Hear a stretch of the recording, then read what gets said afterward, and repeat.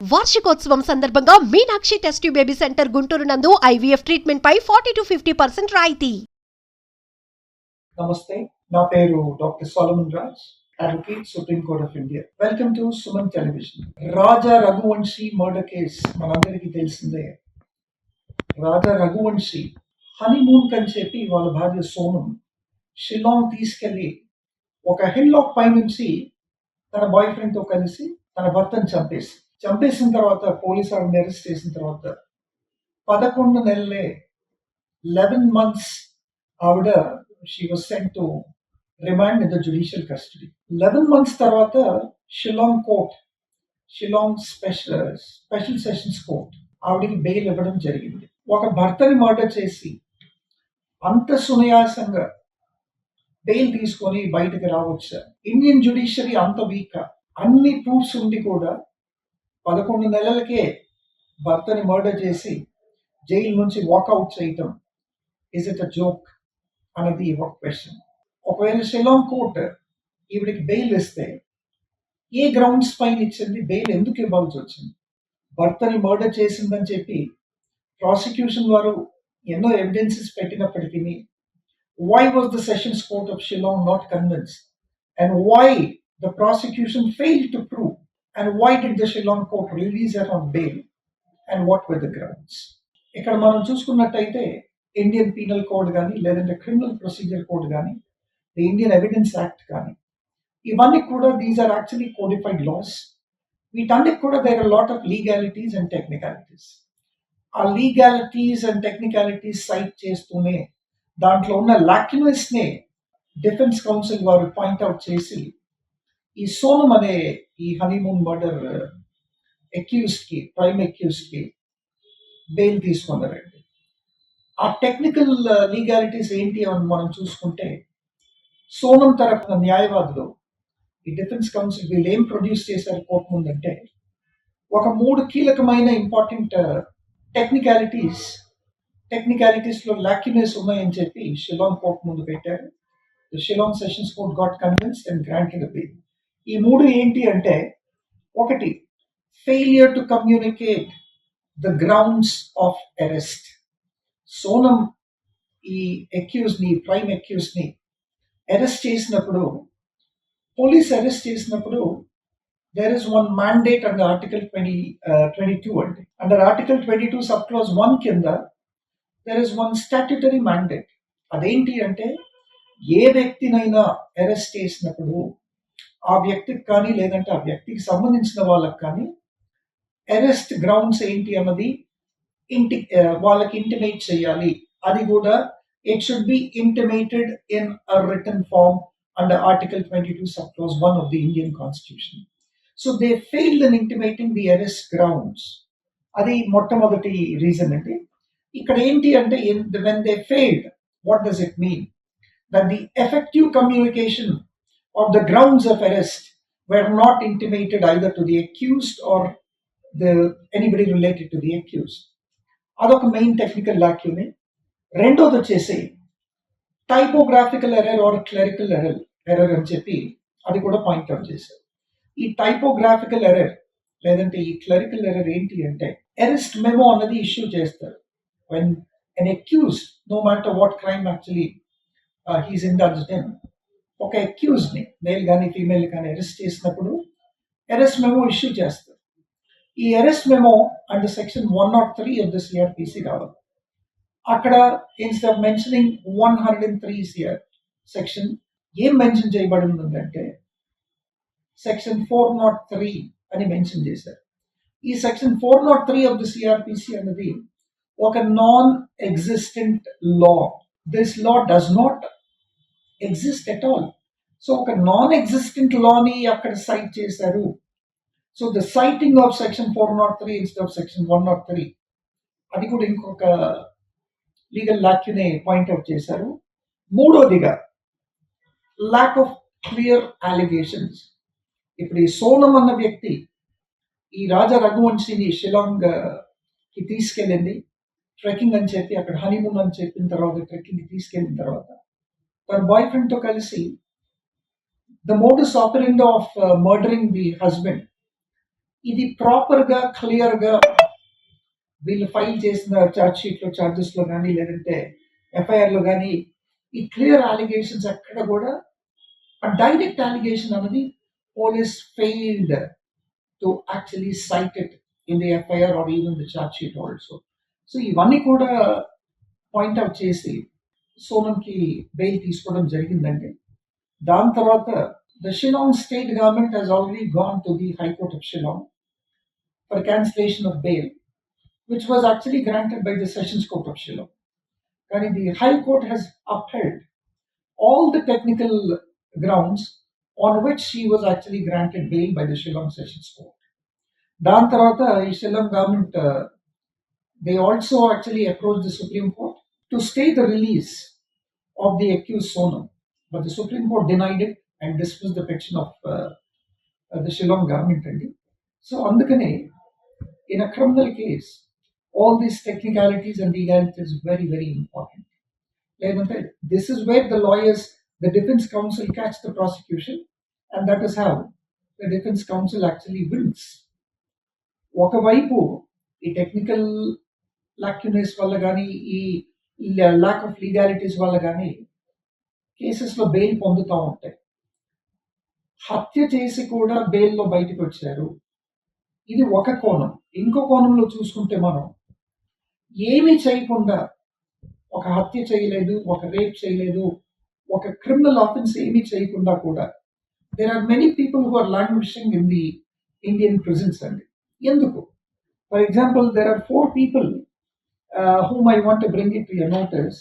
ఈ నలుగురులో ఒకరు 20 ఏళ్ళు చెయ్యని ఒక ఆఫెన్స్కి 20 years ప్రిజన్లో ఉన్నారు, without bail, without parole. 20 years తర్వాత యూపీ కోర్టు ఈ పర్టికులర్ పర్సన్ని ఎక్విట్ చేసిందండి. 2021లో ఆయన్ని ఎక్విట్ చేసింది. 20 years బ్యాక్ అరెస్ట్ చేసి జైల్లో పెట్టి జ్యుడిషియల్ రిమాండ్లో ఉండి, జ్యుడిషియల్ కస్టడీలో ఉండి, without any parole and without any bail he was acquitted after 20 long years. Who is responsible? Is it the prosecution or is it the judicial system? ఈయన పేరు విష్ణు అండి. ఈ విష్ణు యూపీకి చెందినవాడు. 20 years తర్వాత ఈయన రిలీజ్ అయ్యారు. అదేవిధంగా ఇంకొక ఆయన ప్రిన్స్ అని చెప్పి, ఈయన కూడా చెయ్యని ఒక ఆఫెన్స్కి, an assault on a woman, 5 years, ఈయన కూడా he underwent an imprisonment of 5 years. 5 years తర్వాత it was proved that he was not guilty and he was acquitted. అదేవిధంగా మహారాష్ట్రకి చెందిన గోపాల్ శెట్టి పైన వీళ్ళ ఓన్ రిలేటివ్ రేప్ చేశారని పెడితే 7 years ఈయన కూడా imprisonment, he was in prison. 7 years తర్వాత మళ్ళీ ఈయనకు కూడా ఎక్విటల్ వచ్చిందండి. అదేవిధంగా ఇంకొక ఆయన విపుల్ కరాకర్ అని చెప్పి, ఈయన పైన కూడా ఒక false allegation, false FIR register అయింది. దాంట్లో even he was actually sent to judicial custody. After 7 long years he was found to be not guilty and he was acquitted. So ఇట్లాంటి ఫాల్స్ ఛార్జెస్ పైన ఫాల్స్ కేసెస్ ఫైల్ చేసి ప్రిజన్లో లాంగ్విష్ అయ్యి, ఒక bail పైన release అవ్వకుండా, ఒక పరోల్ పైన release అవ్వకుండా, వీళ్ళకు ఒక ఫ్రీడమ్ లేకుండా, వీళ్ళ కెరీర్ కానీ, వీళ్ళ లైఫ్ కానీ, వీళ్ళ ఫైనాన్సెస్ కానీ, వీళ్ళ ఫ్యామిలీ రిలేషన్స్ కానీ, ఇవన్నీ కూడా దెబ్బతిని, ఇవన్నీ కూడా కోల్పోయి ప్రిజన్లో ఏ లగ్జరీ, ఏ కంఫర్ట్ లేకుండా, ఒక ఎడ్యుకేషన్ కానీ, కెరీర్ కానీ టోటలీ నాశనం అయిపోయి ప్రిజన్లోనే లాంగ్వేజ్ అవుతున్నారు. For doing no offence, for doing nothing. Who is responsible for all this? Indian జ్యుడిషియరీయే ఇట్లాగా? ఇండియన్ జ్యుడిషియరీలో ఉన్న లాక్యునేసా? దానివల్ల ఇన్నోసెన్స్ అంతా కూడా యాక్చువల్లీ పనిష్ చేయబడుతున్నారా? ఒక లీగల్ ప్రిన్సిపల్ ఉంది, అదేంటి అంటే bail is the rule and jail is the exception. Bail is the rule and jail is the exception అన్నది ఈ మధ్య వర్తించట్లేదు. ఇప్పుడు నేను చెప్పిన ఈ 4 ఎగ్జాంపుల్స్ చూస్తే bail is the rule and jail is the exception reverse చేశారండి. Now jail is actually the rule and bail is an exception. అట్లాగైపోయింది. రఘువంశీ వైఫ్ సోనల్ని చూసుకుంటే, మర్డర్ చేసుకుంటే she out, she walked out free. ఇందాక నేను చెప్పిన నలుగురే కాదు, many people who are literally languishing. ఎందుకు? Because of lack of knowledge, because of the backlogs which are actually before the judiciary. మనం pendency of cases in Indian courts లో చూసుకుంటే మాత్రం 54 million cases today all over India are actually pending before all courts of India. దాంట్లో only high courts of India చూసుకుంటే 6.3 million all across in all the states of the high courts. In all the high courts of every state, 6.3 million. Supreme Court ఒక్కటే చూసుకుంటే మనం ఈ రోజు as on date it is 93,000 cases. ఇన్ని కేసెస్లో pendency ఎందుకు? Why are there a lot of backlogs and why is the pendency of cases to the tune of 54 million?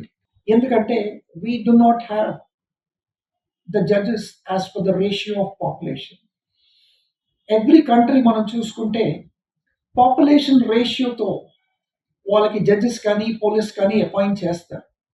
ఈ judges with the population రేషియోని the nation of India is not following. కాబట్టి మనకి ఈ backlogs అనేవి, తర్వాత ఈ judicial drawbacks అనేవి ఎన్నో ఉంటున్నాయి. ఇప్పుడు మనం చూసుకుంటే as per the present population ratio versus the judges, it's only 21 judges per million అండి. But the law commission has recommended 50 judges per a million of population. 50 judges per million of population వచ్చినప్పటికీ ఈ పెండెన్సీస్ కానీ ఈ backlogs కానీ ఉండవు. అది ఎప్పుడు జరుగుతుంది, ఎలా జరుగుతుందో తెలియదు. రీసెంట్గా మనం లాస్ట్ వీక్ చూసుకుంటే సుప్రీంకోర్టు మాత్రం దీన్ని చాలా సీరియస్గా తీసుకొని ఇంకొక అడిషనల్ 5 సుప్రీంకోర్టు జస్టిసెస్ అయితే అపాయింట్ చేయడం జరిగింది. నిన్నే Chief Justice of India Surya Kant గారు వీళ్ళ 5గురికి కూడా ప్రమాణ స్వీకారం చేయించారు. And they have taken the office at the Supreme Court of India. ఈ పెండెన్సీ వల్ల కూడా మనకి చాలా చాలా జుడిషియల్ ప్రాసెస్లో డిలేస్ అవుతున్నాయి. దాని తర్వాత ల్యాక్ ఆఫ్ లీగల్ రిప్రజెంటేషన్. ఎంతో మంది they are filled with poverty in India. Cases అయినప్పుడు పోలీస్ వీళ్ళని ఇల్లీగల్గా అరెస్ట్ చేసినప్పుడు, లేదంటే ఫ్రేమ్ చేసినప్పుడు, they do not have a proper legal representation. These kind of people who are living in poverty, they lack legal representation. They totally depend on the district legal services authority, which provides a free lawyer. How many free lawyers can the legal services authority provide? And to how far and to what extent? And what will be the quality of such appointees? And what will be, the representation of such appointees is also a question. అదే మీరు the rich and the powerful చూసుకుంటే they go to the best of the lawyers, they could go to the best of the knowledgeable and the lawyers with wisdom, and they hire them and they are free from their cases. You also need to have a good lawyer to defend your case. So due to lack of all this మనకి pendency కూడా చాలా increase అవుతుంది. ఇదే కాకుండా మనకి chronic judicial backlogs ఏవైతే ఉన్నాయో వీటన్నిటినీ కూడా క్లియర్ చేసుకోవాల్సిన పరిస్థితి ఉంది ఇండియన్ జ్యుడిషియల్ సిస్టంలో. ఇది కాకుండా మనం చూసుకుంటే ప్రొసీజరల్ డిలేస్ కూడా ఉన్నాయి. ప్రతిసారి వెళ్ళినప్పుడు మీకు ఇమీడియట్గా ట్రయల్ అనేది కమెన్స్ అవ్వదు. It's a long process. మీరు బెయిల్ తీసుకొని బయటకు వచ్చిన తర్వాత to file the charge sheet, though the criminal procedure court mandates a charge sheet to be filed within 90 days from the date of registering an FIR. We have seen that the police takes its sweet own time.